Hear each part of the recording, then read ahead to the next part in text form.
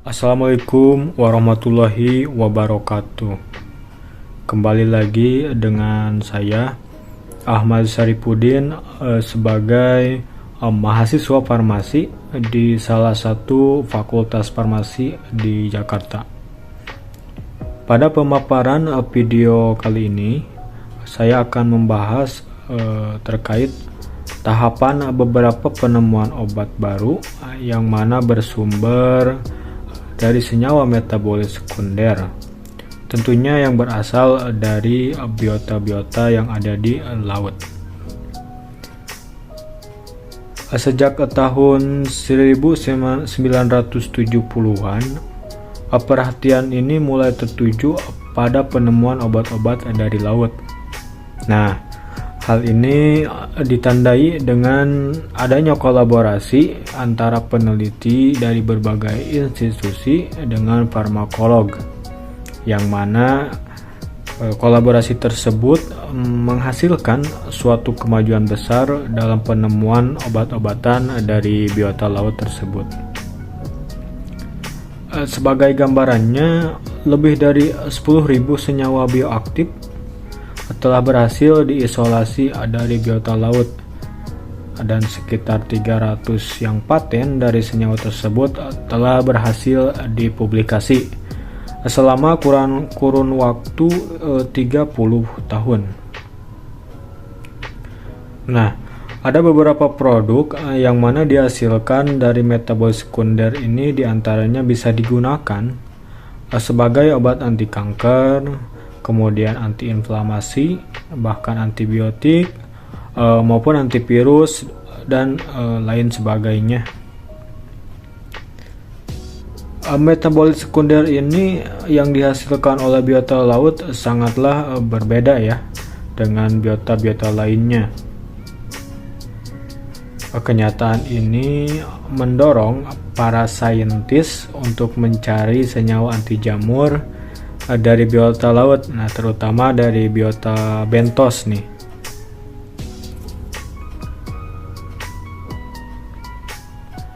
Nah, hampir semua anti jamur dari biota laut ini telah diketahui diisolasi dari biota bentos, yaitu tadi seperti dari spon nih contohnya. Lalu apa spon ini? Spon ini yaitu suatu organisme multiseluler yang mana hidupnya ini menetap pada suatu habitat pasir, karang mati maupun bebatuan di dalam laut. Nah, spon ini tidak berpindah tempat. Kehidupannya ini sangat bergantung dari aliran air yang mengenai tubuhnya untuk mendapatkan makanan dan oksigen, termasuk pada pembuangan limbah dan produksi metabolit sekunder. Nah, menurut beberapa penelitian, spon ini merupakan penghasil senyawa metabolit terbesar dari biota laut yang ada. Banyak studi juga melaporkan kalau aktivitas biologis dari spon laut ini diantaranya sitotoksik.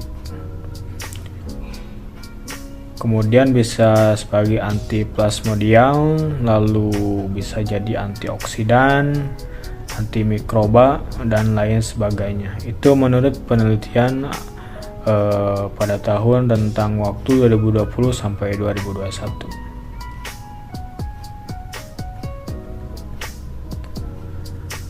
Eksplorasi senyawa metabolit dari spon ini sangat cenderung meningkat, tetapi upaya untuk budidaya spon tersebut belum dilakukan secara maksimal, sehingga populasi dari spon menjadi berkurang atau bahkan menjadi langka ya, terutama untuk jenis-jenis spon yang sudah terbukti memiliki aktivitas serta efek farmakologisnya ini di bidang kesehatan dan pengobatan berbagai segala penyakit. Untuk mencegah kerusakannya itu akibat dari eksplorasi berlebih serta menjaga keberlangsungan populasi spon, maka mengisolasi senyawa metabolit dari mikroba baik bakteri maupun jamur ini yang berasosiasi dengan spon laut menjadi salah satu alternatif nih yang paling rasional dan efektif untuk dilakukan. Jadi untuk mencegah kerusakan akibat eksplorasi yang berlebihnya ini, untuk menjaga populasi spon maka harus mengisolasi senyawa metabolit dari mikroba baik itu bakteri maupun jamur yang berasosiasi dengan spon laut. Nah, ini bisa dijadikan sebagai alternatifnya. Hal ini karena spon dikenal sebagai sebagian besar mikroorganisme.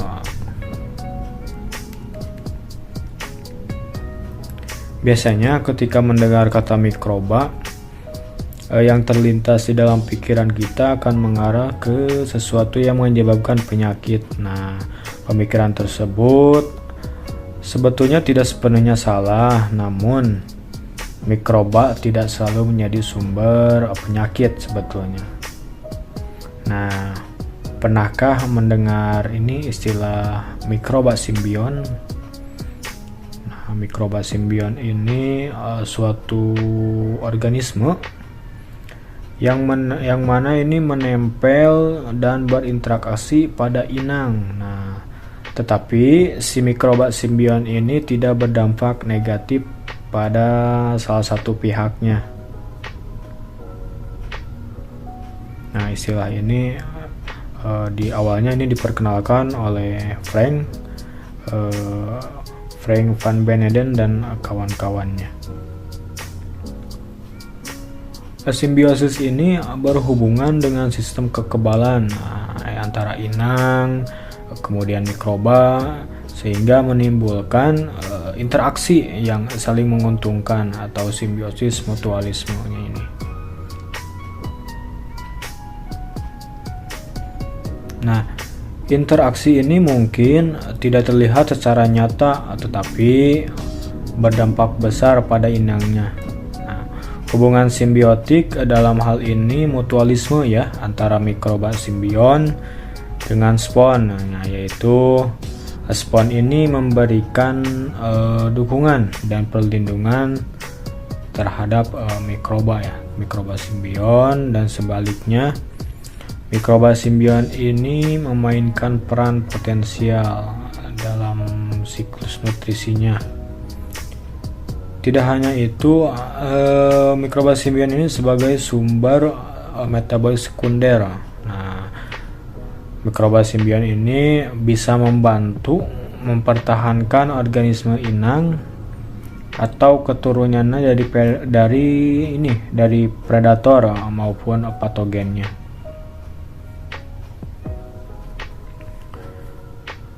Mikroba simbion ini bisa bakteri ataupun jamur ya. Beberapa senyawa bioaktifnya pun berasal ini dari simbion, memiliki kemiripan bahkan kesamaan struktural dengan metabolit yang berasal dari inangnya. Ini menurut penelitian Paul dan kawan-kawan pada tahun 2021.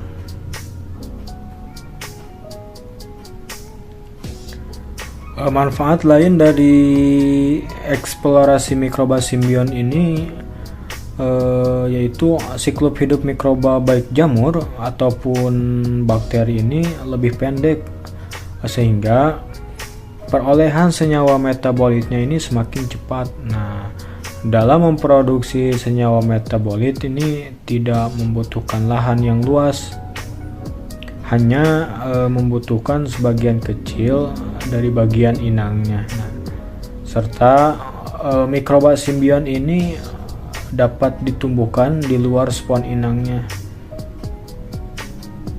Nah, itu manfaat dari eksplorasi mikroba simbion, dari mulai siklus hidup mikroba baik jamurnya ataupun bakterinya lebih pendek, sehingga memperoleh senyawa metabolitnya lebih cepat. Kemudian dalam memproduksi senyawanya membutuhkan lahan yang luas. Nah, hanya sebagian kecil yang dari bagian ini termasuk mikroba simbion. Kemudian banyak penelitian yang melaporkan kalau aktivitas mikroba simbion dari spon ini diantaranya bakteri genus Colwellia. Nah, selain genus Colwellia ini ada pula bakteri Pseudoalteromonas. Nah, kemudian ada Shewanola, lalu ada Winogrades Keila. Nah, memiliki aktivitas suatu antibiofilm terhadap bakteri. Nah, terhadap bakteri yang mana nih? Bakteri yang Pseudomonas aeruginosa atau ATC serta bakteri Staphylococcus aureus.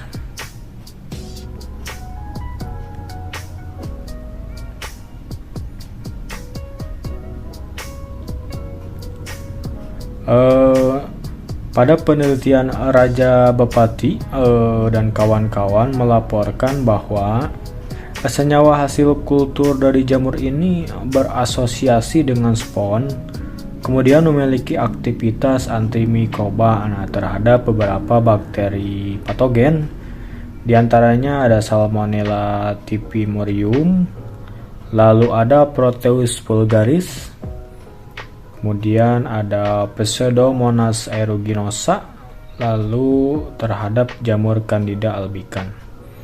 Itu beberapa jamur hasil senyawa kultur dari jamur yang berasosiasi dengan spon yang memiliki aktivitas antimikroba. Kemudian ada yang namanya Bacillus pumilus. Nah, Bacillus pumilus dengan Bacillus muralis ini berasosiasi dengan spon, menunjukkan bahwa aktivitas antimikroba terhadap bakteri multi-drug resistant dan bakteri simbion dari spon Homoscleroforma ini menunjukkan bahwa potensi antimikroba yang lebih besar dari Deposingani, sehingga sangat potensial dikembangkan untuk mengobati infeksi yang disebabkan oleh bakteri resisten antibiotik. Jadi bakteri Bacillus pumilus dan Bacillus muralis ini kalau berasosiasi dengan spon ini menunjukkan aktivitas antimikroba terhadap bakteri yang multi drug resistant. Jadi bakteri simbion dari spon Homoscleroforma ini menunjukkan adanya potensi antimikroba yang lebih besar, sehingga sangat potensial dikembangkan untuk menginfeksi yang disebabkan oleh bakteri yang resisten terhadap antibiotik.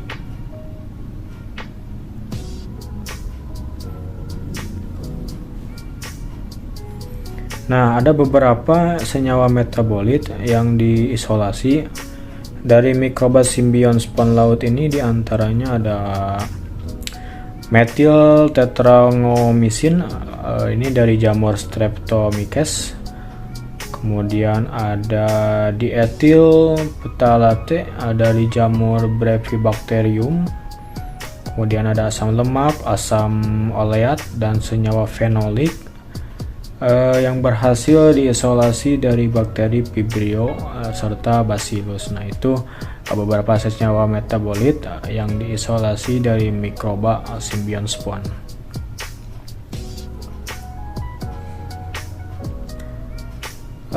Kemudian jadi tidak hanya spon laut saja ya yang memiliki banyak manfaat bagi pengobatan, tetapi mikroba baik itu jamur ataupun bakteri yang bersimbiosis dengan spon laut juga ini memberikan keuntungan yang besar.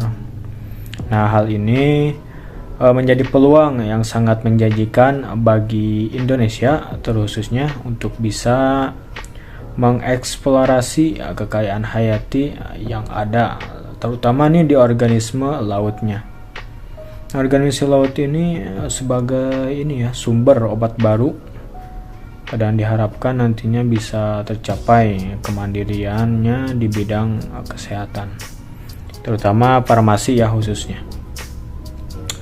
Bicara mengenai spon spon ada spon bryozoan, kemudian ada Bugula neritina. Ini senyawa ini bekerja secara selektif membunuh sel kanker, namun tidak membunuh sel normal. Nah, ini bedanya ya.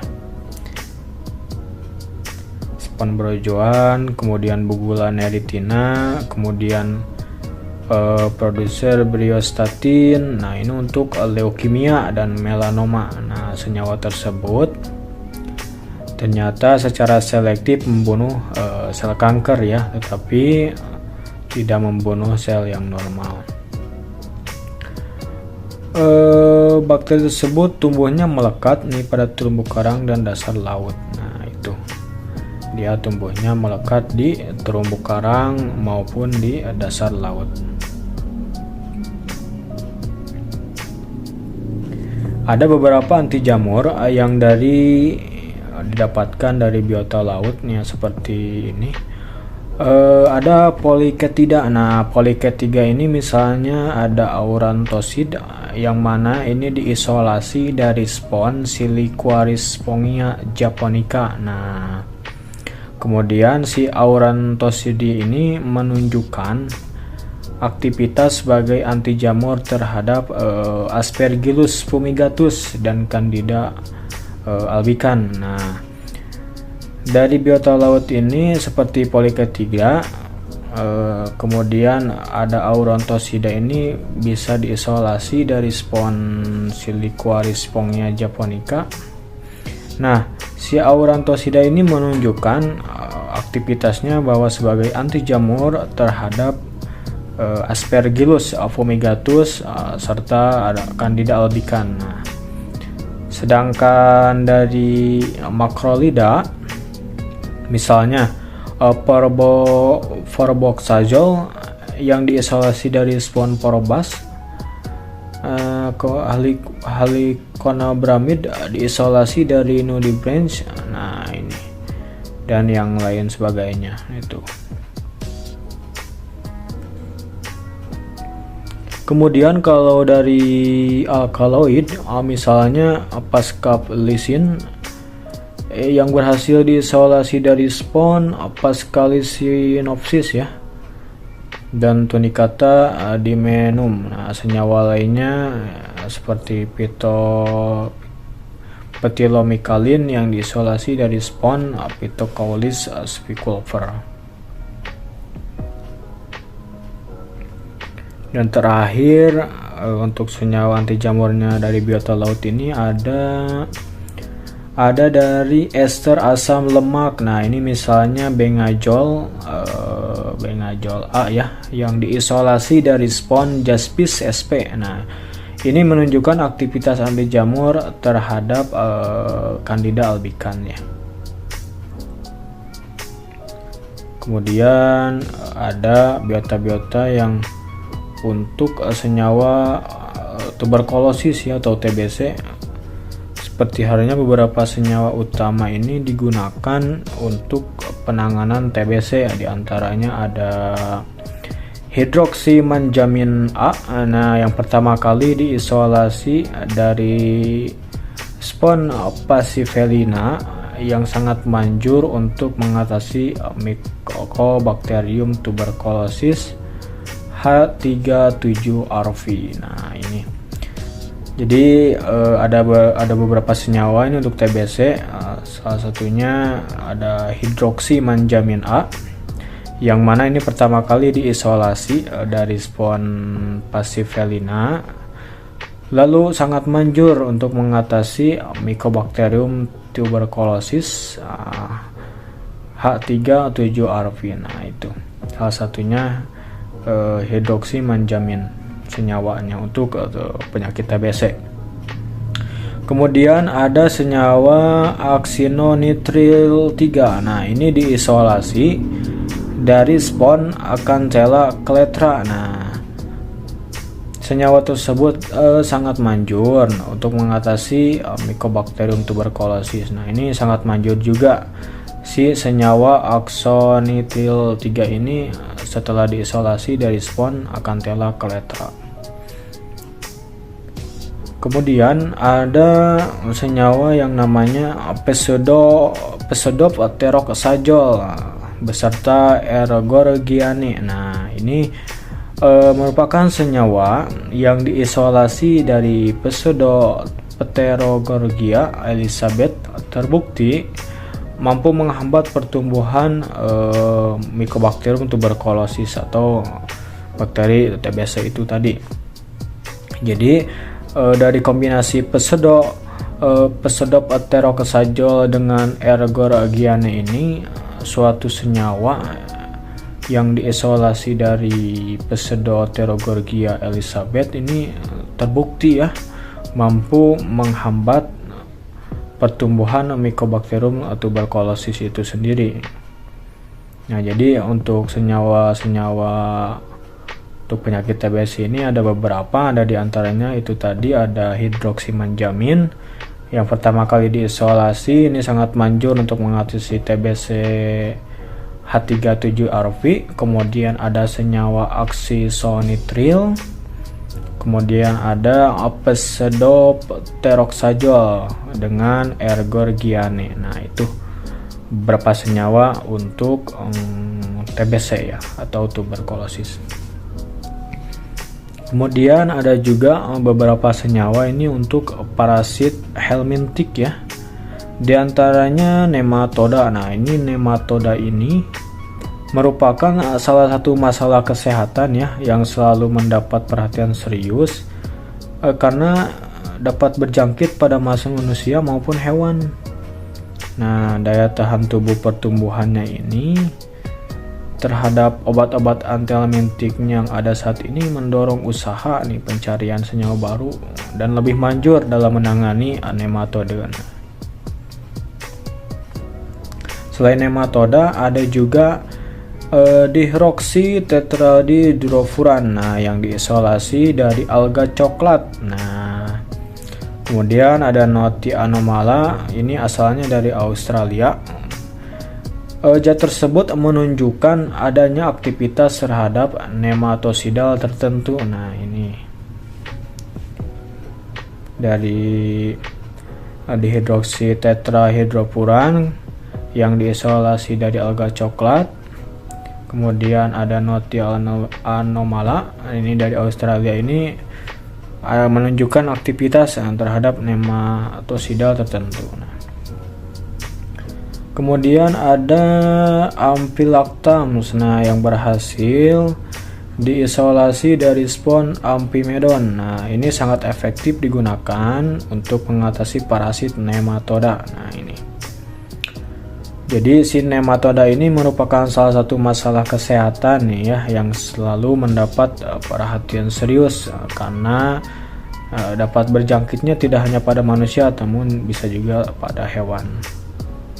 Nah, sedangkan untuk daya tahan pertumbuhannya sendiri, si nematoda ini terhadap obat-obat anti-helmintik yang saat ini mendorong usaha pencarian senyawa baru. Nah, lebih manjur dalam menangani nematoda itu tadi.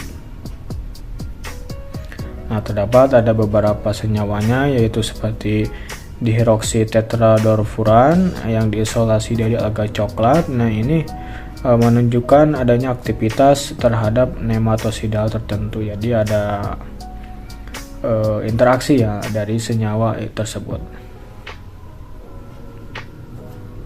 Nah, ada juga senyawa dari Ampilactam tadi ini berhasil diisolasi dari spon Ampimedon. Nah, ini efektif ya, sangat efektif digunakan untuk mengatasi parasit si nematoda tadi. Nah, itu senyawa untuk parasit helmintik.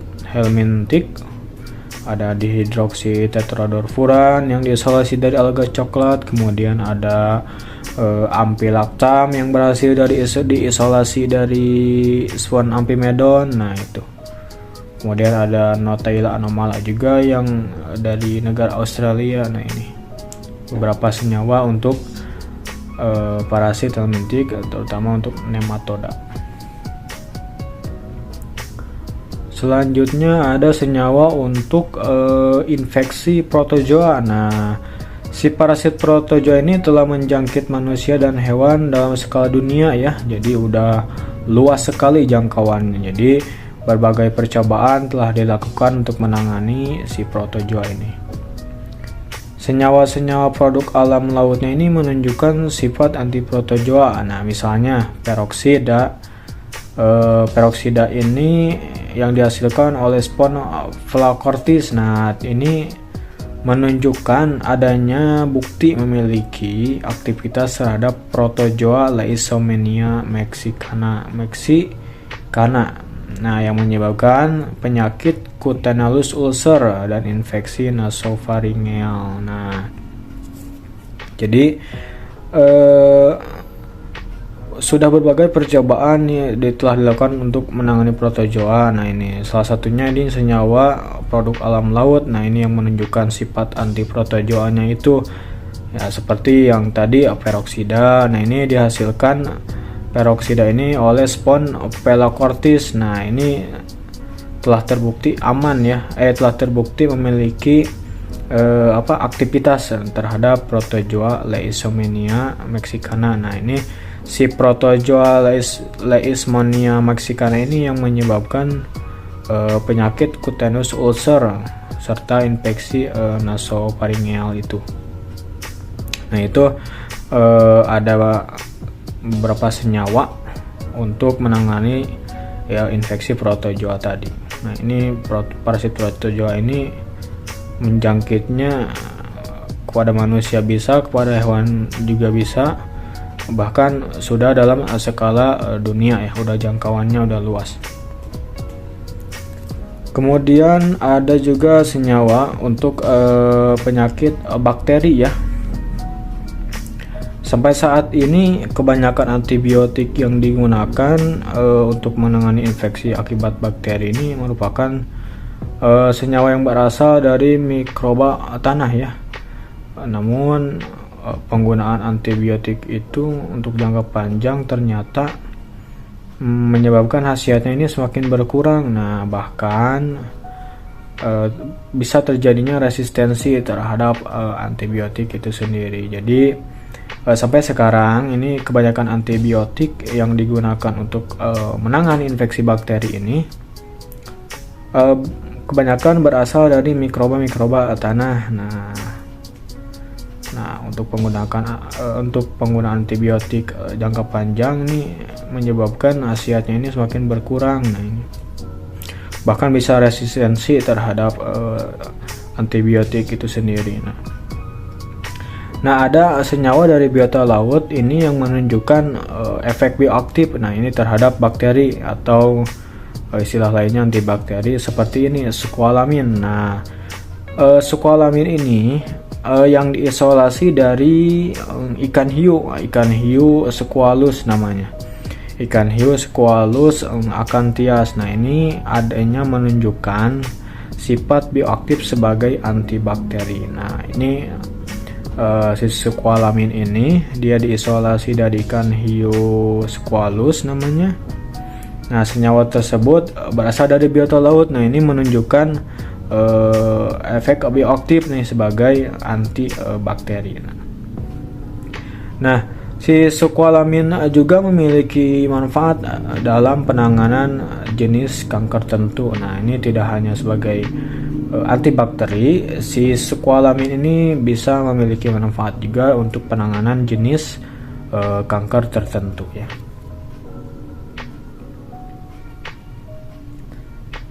Nah, beberapa senyawa lain yang memiliki sifat antimikroba juga ada juga yang namanya cribcrostatin. Nah, ini diisolasi dari spon Cribricalina. Kemudian ada bromospiron. Nah, ini diisolasi dari alga merah ya, alga merah yang berasal dari Maroko. Kemudian ada jorumusin yang diisolasinya ini dari Nudibranch joruna vinebri. Jadi selain squalamin tadi, selain squalamin yang tadi yang bisa sebagai antibakteri, ada juga beberapa senyawa lainnya ini yang bersifat anti mikroba ya, seperti kribarostatin yang diisolasi dari spon Cribsalina. Kemudian ada juga Bromosopyron, ini diisolasi dari alga merah ternyata yang berasal dari Maroko. Kemudian ada Jorumusin yang diisolasi dari nudibranch. Nah, ini beberapa senyawa ternyata memiliki sifat sebagai antimikroba. Nah, ini dari biota laut nih. Kemudian ada senyawa ini untuk infeksi virus. Nah,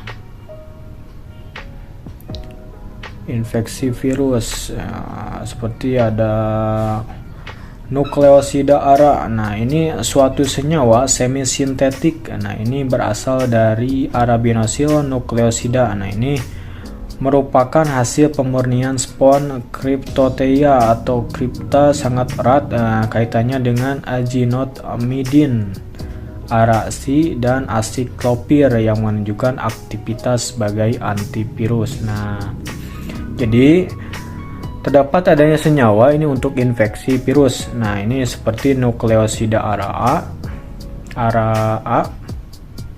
Nah, ini senyawa semisintetik ya, yang berasal dari arabinosil nukleosida, yang mana ini merupakan suatu hasil pemurnian dari spon Cryptothea crypta. Nah, ini sangat erat kaitannya dengan azinosmidin, kemudian araksi, lalu acyclovir. Nah, yang mana menunjukkan aktivitasnya ini sebagai antivirus. Nah, kemudian ada dinemnins. Dinemnin ini yang diisolasi dari tunicata ya, tunicata trididemnum solidum. Senyawa tersebut juga ini menunjukkan adanya aktivitas sebagai antivirus. Nah, ini yang menjanjikan katanya. Jadi si didemnin ini yang diisolasi dengan dari tunicata tridemnum ternyata menunjukkan juga aktivitas sebagai antivirus. Nah, itu. Kemudian selain senyawa dinemnin ada juga ini senyawa eudistomnin. Nah, si eudistomnin ini juga diisolasi dari tunicata eudistoma. Nah, ini dilaporkan ternyata memiliki potensi yang sangat besar sebagai antivirus. Nah, itu. Jadi ada dinemnins, ada juga eudistomnin. Nah, ini sama-sama diisolasi dari tunicata. Ini berpotensi dua-duanya sebagai antivirus yang bisa digunakan ya. Kemudian ada juga senyawa micalamid A. Nah, ini diisolasi dari spon Michel. Nah, ini dapat menghambat virus polio atau herpes simplex. Nah, ini jadi dari senyawa micalamida ini yang diisolasi dari spon Michel ternyata dapat menghambat dari virus polio serta herpes simplex nih. Nah, ini jadi kegunaannya dari biota laut ternyata ada juga untuk infeksi virus ini. Nah, itu tadi beberapa senyawa yang bisa digunakan untuk infeksi antivirus ya, atau virus itu sendiri. Ada nukleosida, kemudian ada dinemnins, ada eudistomins, kemudian ada micalamid yang ternyata setelah diisolasi dari spon micalamid ini bisa menghambat virus polio serta herpes simplex. Selanjutnya ada senyawa untuk penyakit kronis ya. Penyakit kronis ini merupakan masalah medis yang sering dialami oleh pasien. Nah, ini. Nah, maka penanganan penyakit kronis ini masih kurang mendapat perhatian nih. Lamin juga ini memiliki manfaat dalam penanganan jenis kanker tertentu. Nah, ini. Jadi si squalamin ini berkaitan dengan penemuan senyawa-senyawa bioaktif dari biota laut. Nah, namun demikian ternyata beberapa senyawa bioaktif yang sedang dalam tahap uji klinis. Nah ini misalnya Giconotid dan AM336, ini keduanya termasuk senyawa peptid yang diisolasi dari biota laut moluska. Nah ini ternyata ada senyawa bioaktif yang sedang dalam tahap uji klinis seperti Giconotid tadi dengan AM336 ini. Ini termasuk senyawa peptid yang ternyata diisolasi dari biota laut moluska ya. Bisa digunakan untuk senyawa penyakit kronis. Kemudian ada untuk senyawa penyakit kanker nih, ada beberapa jenis senyawanya ya anti kanker ini. Ini berbeda ya. Nah ini sedang dalam berbagai tahap uji klinis. Nah ini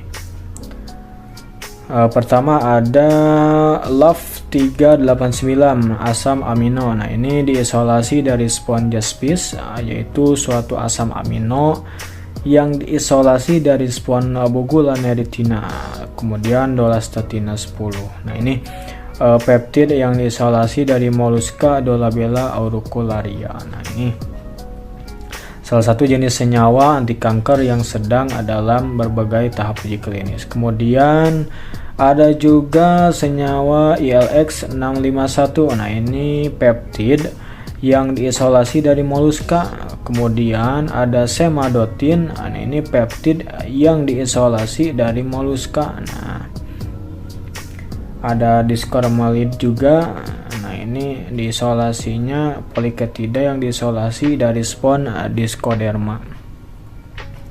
Kemudian ada senyawa HTT286. Nah ini tripeptida yang diisolasi dari spon. Kemudian ada yondelis yang mana alkaloid yang diisolasi dari Tunicata actiniascadia. Nah kemudian ada aplidin depsipeptida yang diisolasi dari Tunicata aplidium. Kemudian ada kahalalid yang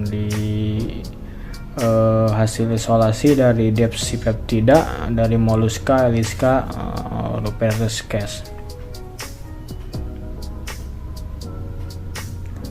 Kemudian ada juga senyawa KRN 7000. Nah ini dalamnya ada galactosyl ceramid yang diisolasi dari spon Agellas mauritianus. Kemudian ada squalamin lactat yang di squalamin lactat ini dari aminosteroid yang diisolasi dari ikan hiu Squalus acanthius. Nah itu senyawa untuk anti kanker yang sedang dalam tahap uji klinis. Kemudian ada senyawa IPL 512602. Ini merupakan steroid yang diisolasi dari spon.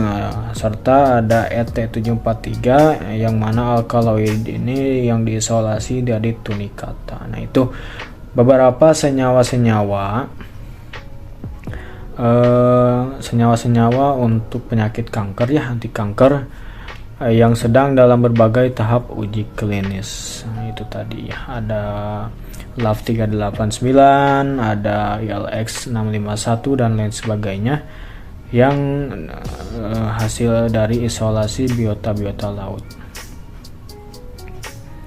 Kemudian ada senyawa untuk antiinflamasi. Nah ini beberapa jenis senyawa antiinflamasi ini sedang dalam tahap uji klinis ya.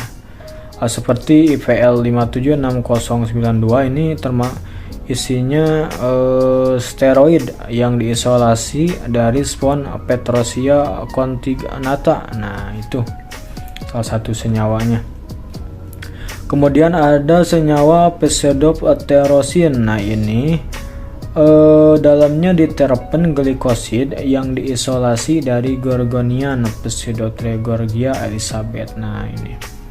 Kemudian ada senyawa manoalid yang merupakan sesquiterpen yang diisolasi dari spon Lufariella variable asal Indo-Pasifik. Nah itu beberapa senyawa jenis senyawa antiinflamasi yang mana saat ini sedang dalam tahap uji klinis. Ada IVL, ada Pseudophthiroscin, ada manoalin juga.